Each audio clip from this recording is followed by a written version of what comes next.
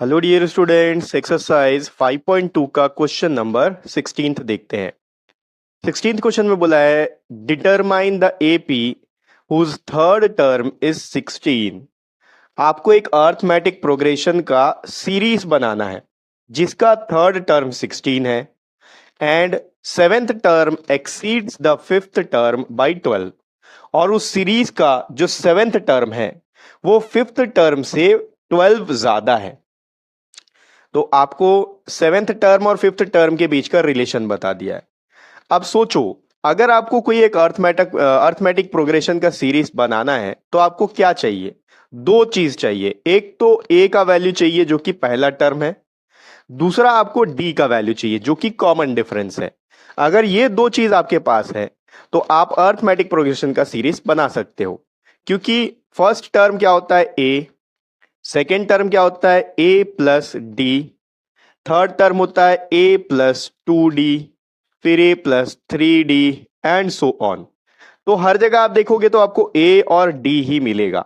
ठीक, तो जो इंफॉर्मेशन यहां दिया है इसके बेस पे हम ए और डी का वैल्यू कैलकुलेट करेंगे, फिर हम वहां पर एक सीरीज बना सकते हैं अर्थमेटिक प्रोग्रेशन का।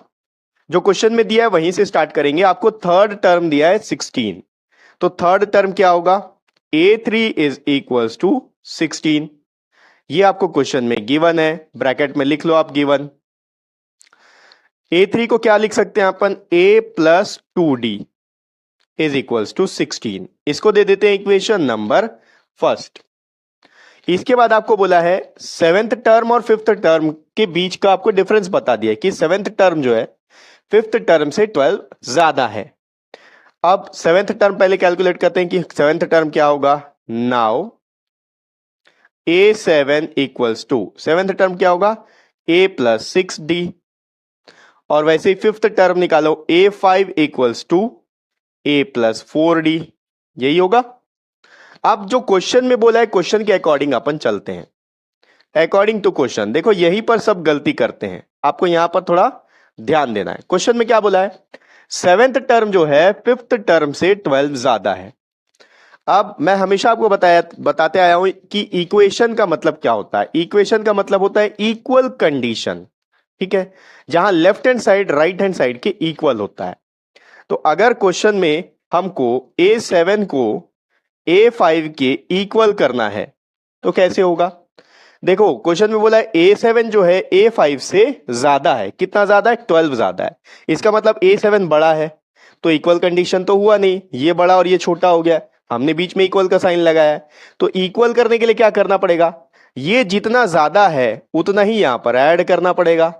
ये ज्यादा है 12, क्वेश्चन में बोला है सेवेंथ टर्म जो है फिफ्थ टर्म से 12 ज्यादा है, फिफ्थ टर्म से 12 ज्यादा है, तो इसको इसके बराबर करने के लिए यहां पर हम प्लस 12 कर देंगे। ये हो गया अकॉर्डिंग टू क्वेश्चन। अब A5 को इधर ले आओ, सॉल्व कर लो, आंसर आ जाएगा। A5 को इधर लाते हैं। देखो A7 minus A5 is equals to 12। A7 का वैल्यू यहां पर लिख लो इक्वेशन नंबर 2, इसको दे दो इक्वेशन नंबर 3। अब वैल्यू पुट कर दो यहां पर A7 और A5 का। A7 है A प्लस 6d, बीच में माइनस का साइन, फिर A5 है A plus 4d equals to 12। अब ये कहां से आया? From equation number second and third.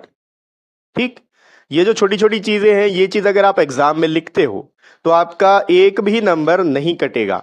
जो आपका एग्जाम का जो पेपर जो चेक करने वाला होगा उसको ये देखते साथ पता चल जाएगा कि इसके जगह आपने ये वैल्यू कहां से पुट किया है, इसके जगह ये वैल्यू आपने कहां से पुट किया है। ब्रैकेट में जब आप लिख देते हो from equation second and third, तो वो दिखेगा भाई ठीक है, इक्वेशन सेकंड में यहां पर दिया हुआ है A7 का वैल्यू, इक्वेशन थर्ड में A5 का वैल्यू, तो उसको बहुत आसानी होता है और इंप्रेस हो जाता है और आपको अच्छे मार्क्स मिलते हैं, एक भी नंबर आपका नहीं कटता है। बोर्ड एग्जाम में ये सब चीज वैल्यू करता है। ठीक है, अगर नहीं लिखोगे तो भी आपका आंसर तो गलत नहीं है, लेकिन हो सकता है कि हाफ मार्क्स आपके काट दे, क्योंकि उसको पता ही नहीं चलेगा भाई ये चीज वैल्यू कहां से आया है।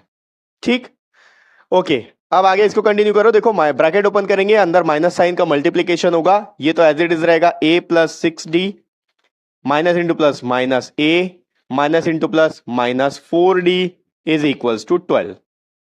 सॉल्व कर लो।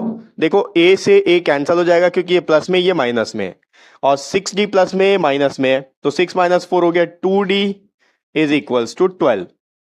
d का वैल्यू निकल गया 12/2, क्योंकि 2 मल्टीप्लाई हो रहा है, यहां जाके डिवाइड होगा। 2 1 जा 2, 2 6 जा 12, d का वैल्यू आ गया 6। अब d का वैल्यू 6 आ चुका है। इस d के वैल्यू को अगर हम इक्वेशन फर्स्ट में पुट कर देते हैं तो आपको a का वैल्यू मिल जाएगा।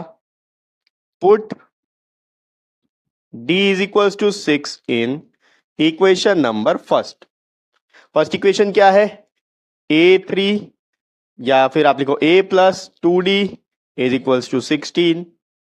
d का वैल्यू पुट करो, a plus 2 into 6 equals to 16। ये हो गया a plus 12 is equals to 16। 12 को राइट साइड शिफ्ट कर दो, यहां प्लस में उधर जाके माइनस होगा।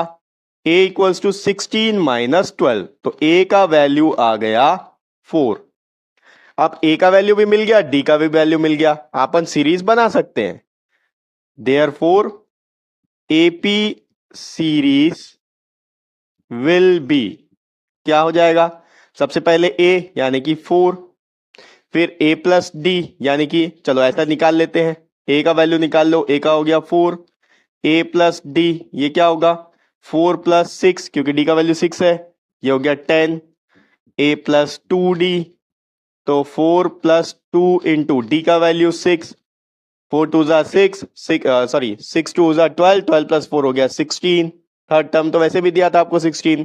एक और टर्म निकाल लो, a plus 3d, 4 plus 3 into 6, 6 3 जा 18, 18 प्लस 4 हो गया 22। अब सीरीज निकाल लो, AP सीरीज क्या हो गया आपका, 4 पहला टर्म आ गया 4, 10, 16, 22 एंड सो ऑन। ठीक, तो ये हो गया एक्सरसाइज 5.2 का 16th क्वेश्चन। नेक्स्ट वीडियो में अपन इसका अगला क्वेश्चन देखेंगे, और नेक्स्ट वीडियो का लिंक आपको इसी वीडियो के डिस्क्रिप्शन बॉक्स में मिल जाएगा।